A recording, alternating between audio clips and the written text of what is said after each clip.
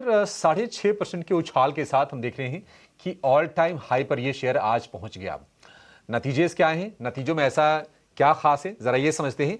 और नतीजों के बाद जो ब्रोकरेज हाउसेस का जो व्यू है वो क्या है आयशर को लेकर, ये समझते हैं सृष्टि से। सृष्टि बताइए, क्या ट्रिगर बन रहा है आयशर मोटर के लिए आज?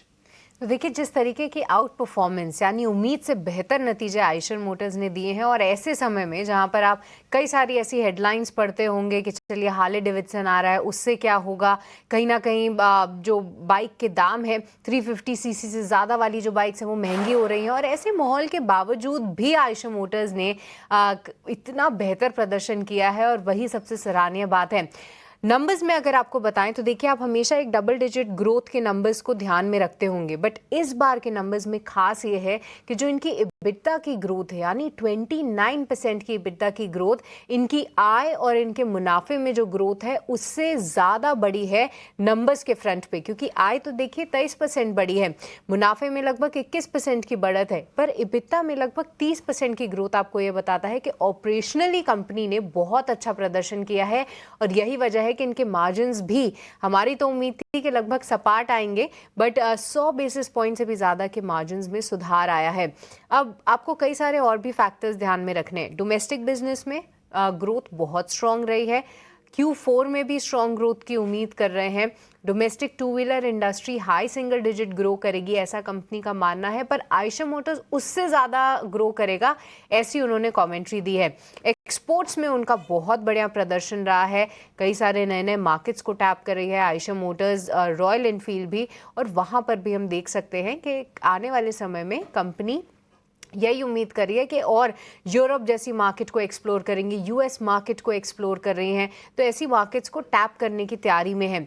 इसके अलावा अगर हम देखें तो यहाँ पर मार्केट शेयर आप देखेंगे, मिड साइज मोटरसाइकिल में दबदबा बरकरार है। आयशर मोटर्स का 89% मार्केट शेयर होल्ड कर रही है, बजाय इसके कि कंपटीशन भी आया है, कई सारी आपने खबरें भी पढ़ी हैं, फिर भी लीडरशिप बरकरार है आयशर मोटर्स की। और साथ ही VECV की भी बात कर ले तो वहाँ पर भी जो मार्जिन का परफॉर्मेंस है, डिमांड आउटलुक है, वो काफ़ी पॉजिटिव है।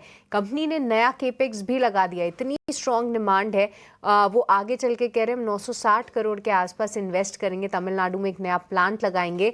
जो 14.5 लाख रॉयल एनफील्ड की वॉल्यूम्स है वो सीधे बढ़ के 20 लाख होंगी आने वाले 2 साल में। तो कंपनी आप देख सकते हैं किस तरीके से फ्यूचर प्लानिंग कर रही है, और वो इसीलिए कर रही है क्योंकि उनको दिख रहा है कि डिमांड आने वाले समय में बहुत स्ट्रांग है। आपकी स्क्रीन पे ब्रोकरेजेस है, देखिए तमाम ब्रोकरेजेस ने अपने टारगेट प्राइस बढ़ाए हैं। गोल्डमैन सैक्स 8,600 के टारगेट्स दे रहे हैं, सिटी 8,300 के टारगेट्स, इवन नुवामा हालांकि होल्ड रेटिंग है बट 8,000 से ज़्यादा के टारगेट्स हैं, और इन सभी ने जो है अपने लक्ष्य बढ़ाए हैं। आयशर मोटर्स कोई सस्ता स्टॉक नहीं है, हमेशा अन्य टू व्हीलर कंपनीज के मुकाबले इसने प्रीमियम होल्ड किया है, और आज के नतीजों में और भी साफ हो गया है कि क्यों ऐसे प्रीमियम वाले काउंटर्स को और भी जो है मार्केट्स सराह रहा है। और अभिषेक, यही वजह है, देखिए सुबह से ही लीडरशिप बरकरार है आयशर मोटर्स की। बिल्कुल सृष्टि, लीडरशिप बरकरार है आयशर की। और मतलब मेरे पास भी एक आयशर की बाइक है, रॉयल एनफील्ड की, और विकास तो एक बार मेरे साथ सवारी भी कर चुके हैं। विकास को याद होगा शायद, ये बहुत पुरानी बात होगी, लेकिन मुझे याद है कि आयशर का शेयर मैंने जब अपने करियर की शुरुआत की थी तो 25-30 रुपए के आसपास का शेयर था, और यकीन नहीं होता कि ये शेयर आज बढ़ते बढ़ते 7,800 रुपए का हो गया है। तो आयशर स्ट्रांग ये लीडरशिप है हर तरफ से, और अभी भी वैल्यूएशन देखेंगे तो वहां पर भी कंफर्ट नजर आ रहा है। एक राय लेते हैं, जरा इस पर टेक्निकल चेक लेते हैं रूपक जी से।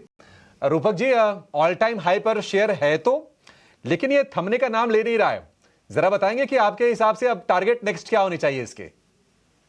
जी, ऐसा में हमने कल बाई कॉल दिया था फ्यूचर में, आज हमने प्रॉफिट बुक किया, बट मुझे लगता है लॉन्ग टर्म के लिए बहुत ही बढ़िया ब्रेकआउट दिया। देखिए, प्रीवियस हाई था जो जैन में बनाया था, वो अराउंड 75-7600 के आसपास था, उसके ऊपर सस्टेन करते हुए दिखाई दे रहा है। तो अभी हमारे पास एक स्टॉप लॉस हो जाएगा 7500 का, उसका स्टॉप लॉस से हम होल्ड करेंगे फॉर अ टारगेट ऑफ 10,500। ठीक है, 10,500, अच्छा, मतलब इतना बुलिश, 10,500 रुपए की टारगेट आयशर के लिए। तो बिल्कुल अगर आपके पास है तो और पेशेंस दिखाइए। अगर आपके पास अगर ट्रेडिंग के लिए भी है ना, तो स्टॉप लॉस ट्रेल करते रहिए। आयशर वो उस ग्रेड का स्टॉक है, 7,600 का स्टॉप लॉस, बहुत नजदीक का, मतलब कितना नजदीक आप देख सकते हैं। और 10,500 रुपए के टारगेट आयशर के लिए रूपक जी दे रहे हैं थोड़े लंबे टाइम फ्रेम में। एक काम करते हैं, एक छोटे से ब्रेक के लिए रुकते हैं। हमारे सारे के सारे एक्सपर्ट्स हमारे साथ बने हुए हैं।